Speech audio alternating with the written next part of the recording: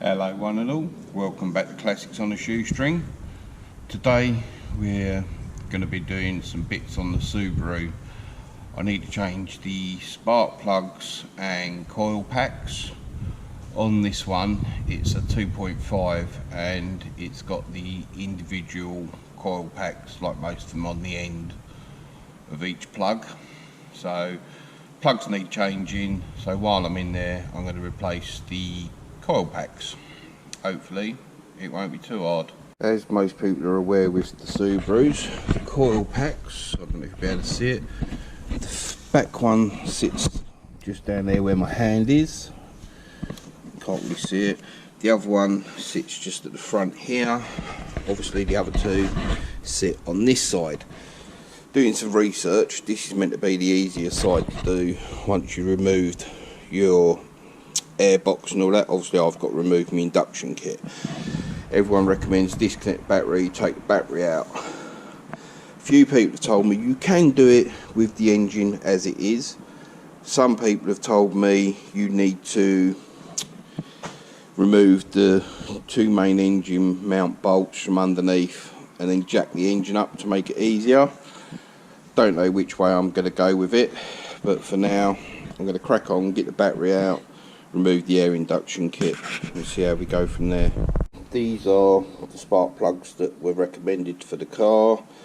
This is one of the replacement coil packs for those who aren't sure what they look like, but that's basically what I was pointing to. Down in the engine it sits in there like that with the connection going onto it there, and this is the bolt that holds it in. So like I say, I'm going to strip out the battery and all that. I'm going to do this side first, being I've took the battery out. Like I say, these are tight to get to, but that's, you can see the end of the screwdriver through there. That's one of the coil packs. Again, that's the other one.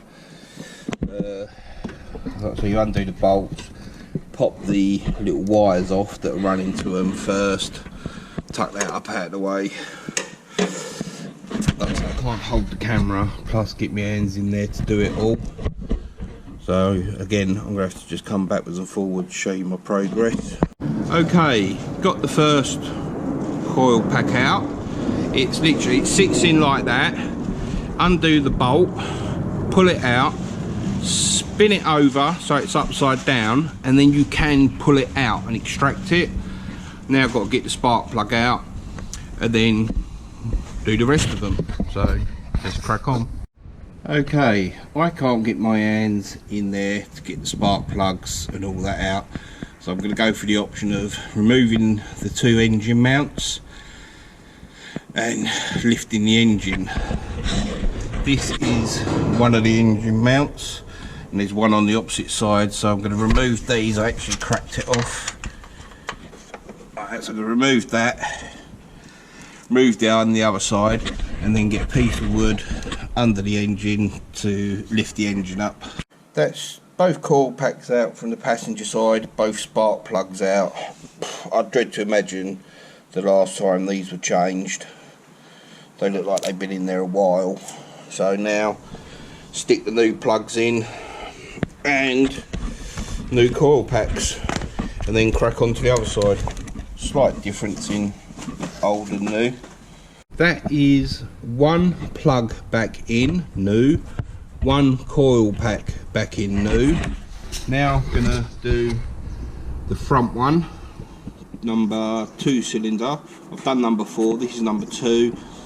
Gonna change that, get that put in, clip the wires back up this side and then move on to doing that side.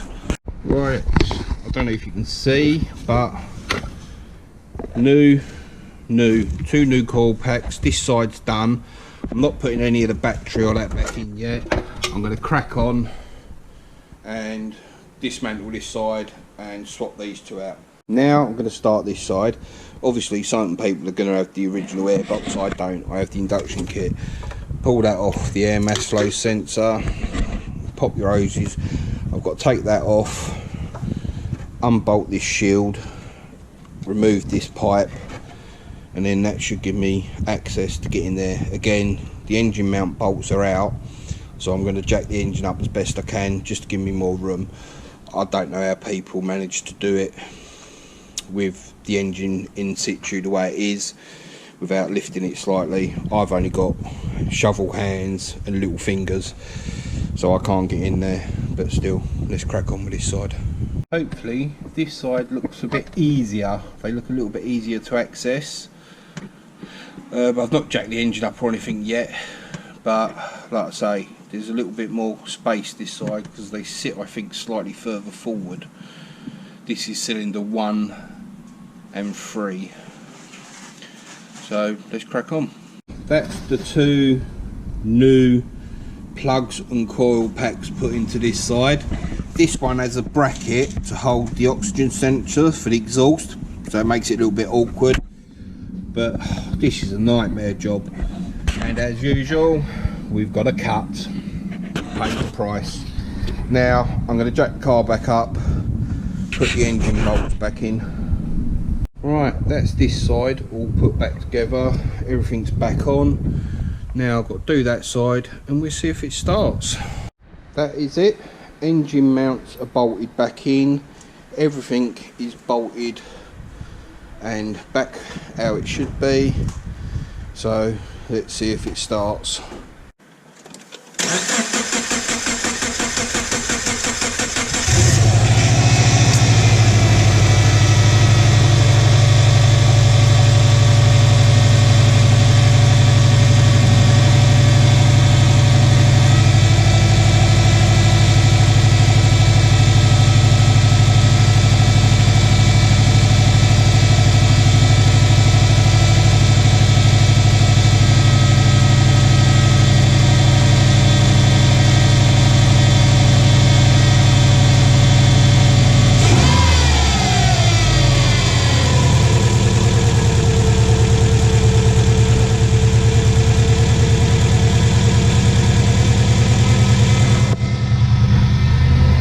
Well, she starts and she runs. Don't know why it took as long as it did to start. Never done that before, but I can only assume that's because the battery's off. Any other problems, I'll let you know.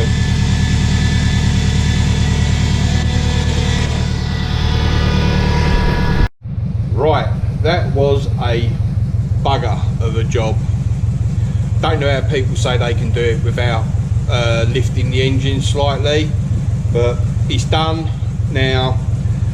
Don't know when the last time it was done. Can't really seem to find anything in me receipts saying when it was last done, but it's been done now. New plugs, new coil packs, seems to be running all right. I've turned it off and started it again and it fired up straight away. Like I say, next step would be take it for a run, see how it performs over the next couple of days. But I'm glad I only have to change the spark plugs every now and again. Didn't get a chance yesterday to give the car a test drive from changing the coil packs and spark plugs. As you can see from earlier in the video, it didn't really want to start straight away. Now it's been sat overnight, left to go cold. This is start up from cold, so we shall see how it starts now.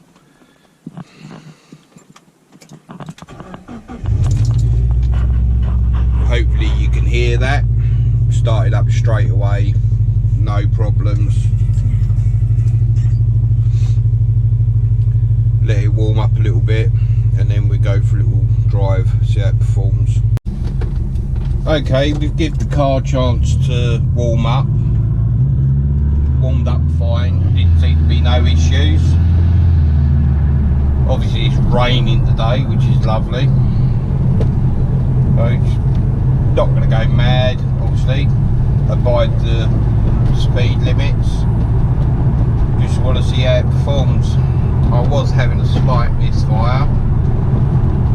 Seems to be absolutely fine now, but I don't want to speak too soon.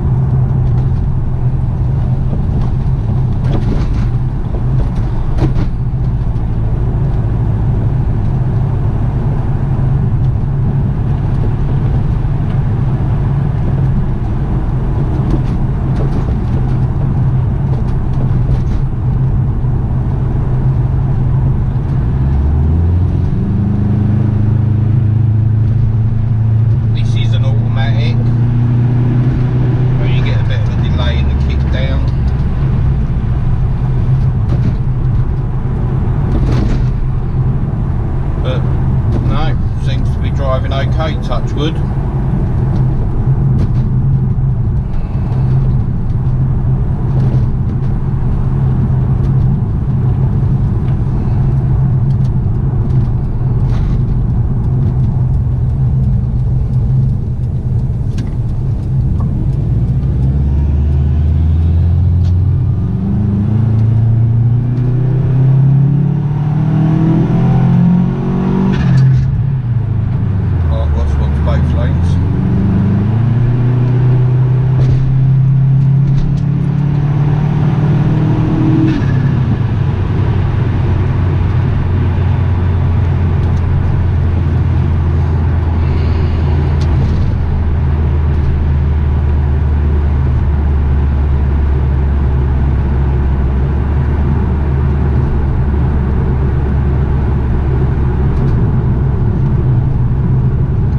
First impressions, seems to be driving a lot better, engine's a lot smoother, so hopefully it'll be okay. More than happy now to say that's done and dusted. Right, thank you for watching Classics on a Shoestring. Please like, comment and subscribe. Stay safe everybody.